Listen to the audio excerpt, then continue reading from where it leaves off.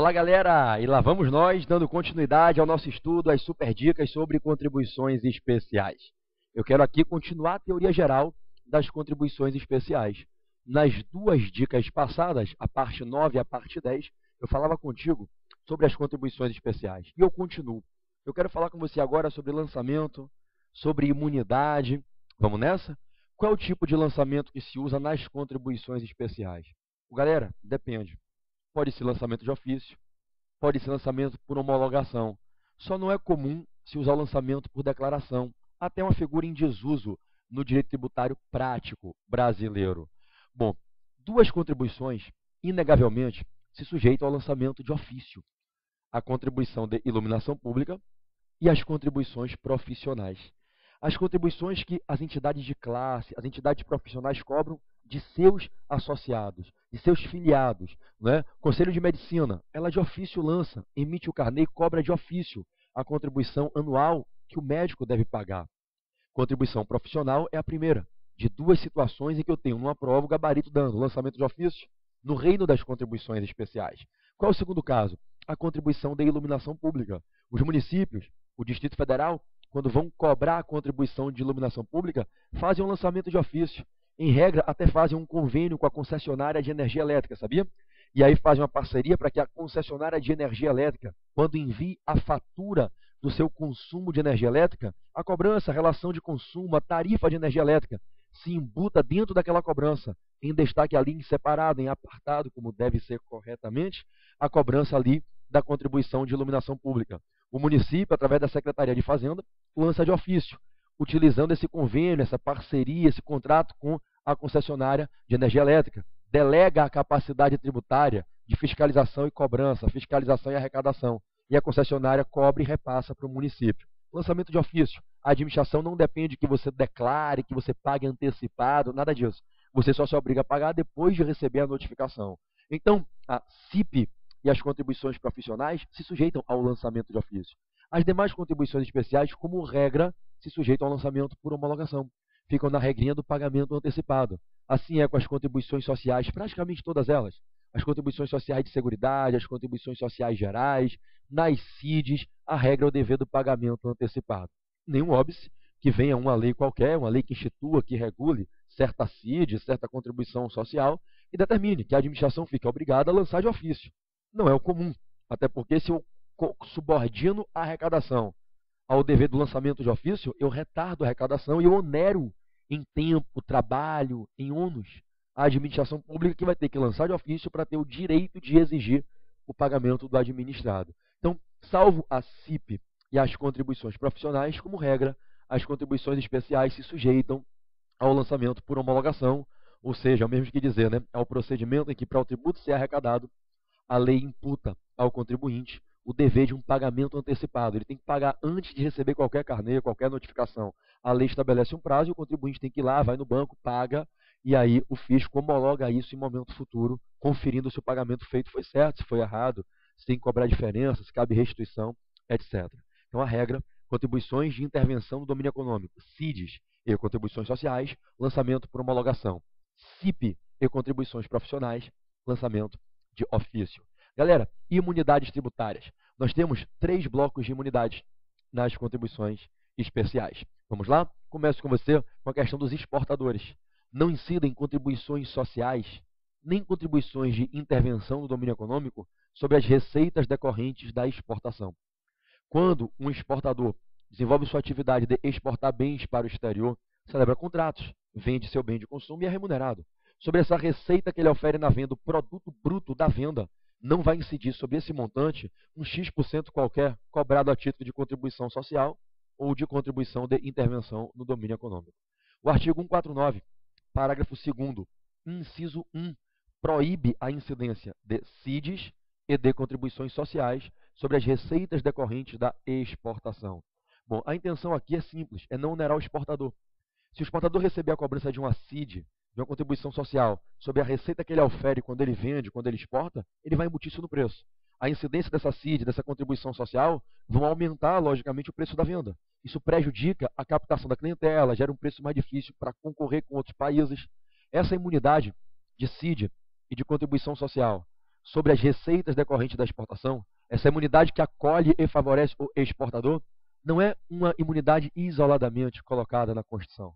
Como a gente vai ver nas videodicas de imunidades tributárias, essa imunidade ela se inclui, ela se insere dentro de um organismo muito maior de proteção ao exportador. Um regime que o Constituinte trabalha dentro do sistema tributário para proteger o exportador. Na verdade, eu tenho na Constituição um dispositivo no sistema tributário que diz não incide ICMS na exportação. Outro que diz não incide IPI na exportação. Outro que diz cabe à lei complementar excluir o ISS da incidência da exportação de serviços. Eu protejo o exportador, porque o exportador é um cara importante para o país. Ele bota nosso produto, nosso serviço lá fora, ele traz o euro, traz o dólar, traz o investimento, capta a clientela, e quanto mais eu tenho clientes internacionais, mais eu aumento minha possibilidade de venda. Então, eu gero mais produção, eu gero mais industrialização, eu gero mais insumo, mais matéria-prima, mais emprego. Quanto mais gente de outros países vem comprar no Brasil, mais o Brasil vai produzir para atender essa demanda. Né? Então, eu incentivo o crescimento econômico do país, a geração do emprego, a multiplicação da relação de consumo. Então, enfim, a gente incentiva a exportação. A nossa vocação constitucional é a do incentivo ao exportador.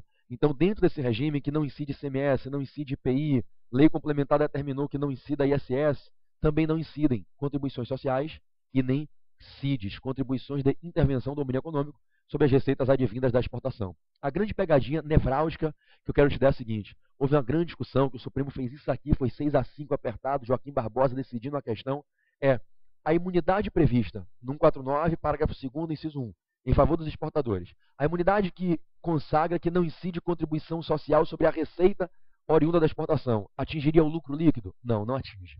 Não tem imunidade, cuidado com isso em prova. Se o exportador vendeu 100x em mercadoria, recebeu uma receita de 100x, quando ele recebe a receita bruta de 100x, ele não paga a contribuição social, também não paga CID.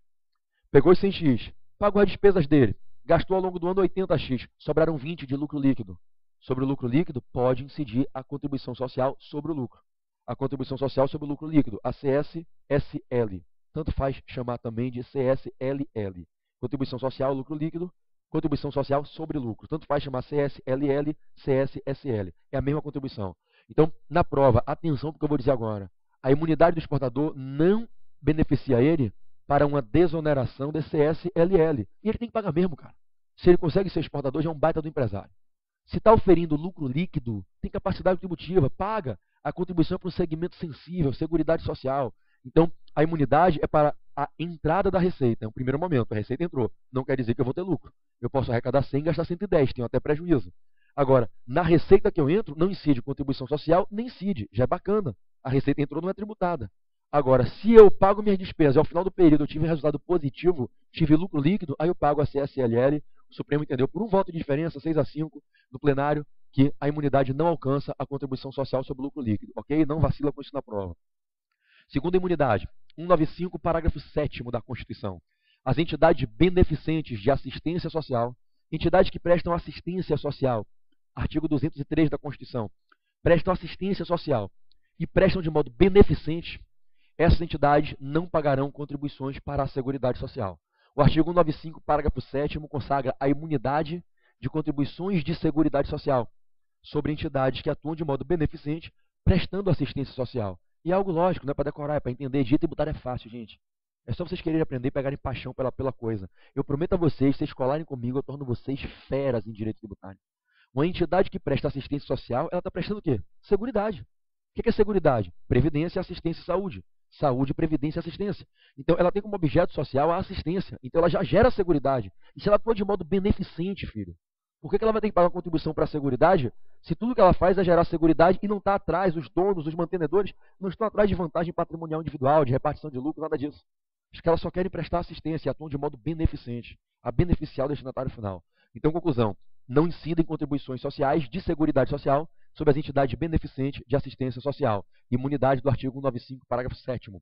Cuidado, porque na Constituição você vai ler que fala são isentas. Não é isenção porcaria nenhuma, tá? Foi só um erro na hora de redigir o 195, parágrafo 7º. Não são isentas. A isenção é um benefício infraconstitucional, vem por lei. O que vem da Constituição é imunidade. Então, são imunes. Foi um erro na grafia constitucional. E o Supremo já reconheceu isso em vários julgados. É imunidade mesmo, tá legal? Risca lá a palavra isenção na Constituição, no 195, 7º, e bota imunidade. Por fim, a última. Também não incidem contribuições previdenciárias agora. Contribuições de seguridade social para a Previdência. Sobre quem, gente? Sobre os pensionistas, os aposentados, do regime geral de previdência social. O RGPS, o regime do povão. Tem dois regimes de previdência, certo?